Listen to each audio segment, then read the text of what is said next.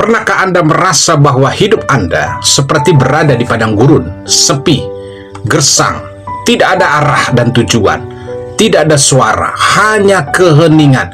Namun justru di tempat seperti itulah terdengar suara Tuhan yang menguatkan kita. Matius 3 ayatnya yang pertama, pada waktu itu tampillah Yohanes Pembaptis di padang gurun dan memberitakan. Muncullah Yohanes Pembaptis setelah berita tentang kelahiran Yesus Kristus yang membawa pesan profetik, justru bukan dari bait Allah, akan tetapi dari padang gurun, di mana kita tahu bahwa di padang gurun itu adalah tempat Tuhan untuk menyaring suara dunia, agar suaranya saja yang kita dengar. Kita tahu bahwa Yohanes Pembaptis adalah berasal dari ayahnya yang bernama Zakaria, seorang keturunan imam, ibunya Elisabet.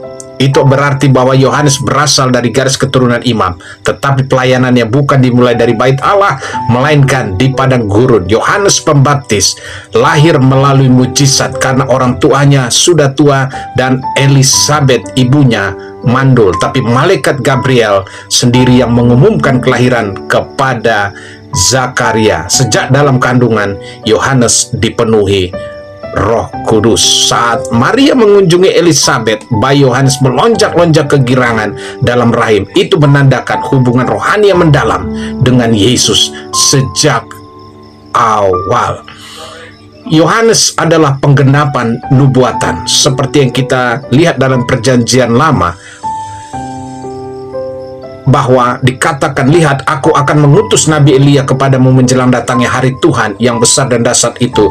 Maliaki 4 ayat 5. Yesus sendiri berkata bahwa Yohanes adalah Elia yang akan datang, dalam arti peran dan roh pelayanannya. Pelayanan Yohanes Pembaptis adalah memberitakan pertobatan, membaptis di sungai Yordan. Itu sebabnya dia dikatakan Yohanes Pembaptis, karena Yohanes memperkenalkan baptisan sebagai lambang pertobatan, dan Yohanes Pembaptis itu membaptis Yesus sendiri, bukan karena Yesus berdosa, tetapi sebagai tanda awal pelayanan publik Yesus dan penggenapan kebenaran.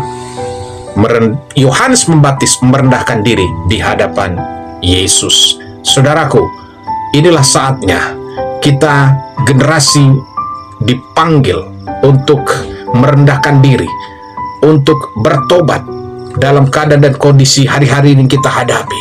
Pertobatan adalah menjadi kunci agar kita mengalami damai sejahtera Tuhan, kuasa mujizatnya dalam kehidupan saudara. Jika saudara hari ini sedang mengalami rasa sakit, mengalami sakit yang berkepanjangan, hari ini engkau terima kesembuhan, mujizat Tuhan terjadi atas hidupanmu. Kita berdoa. Bapa Surgawi, terima kasih buat firman-Mu. Saat ini Bapa berdoa Tuhan untuk mereka yang mengangkat tangannya, mereka yang mengalami sakit penyakit. Saat ini aku perintahkan segala sakit penyakit yang engkau alami, engkau derita saat ini, keluar dari tubuhmu dalam nama Yesus. Engkau diurapi, engkau sembuh hari ini. Dari ujung rambut sampai telapak kaki sehat sempurna. Aku tolak pisau operasi, aku tolak ruang ICU dalam nama Yesus Kristus. Amin. Saudara, jangan lupa like, follow, subscribe video ini. Yang sudah like, follow, subscribe, saya Pastor Glenn ucapkan terima kasih. Tuhan Yesus memberkati.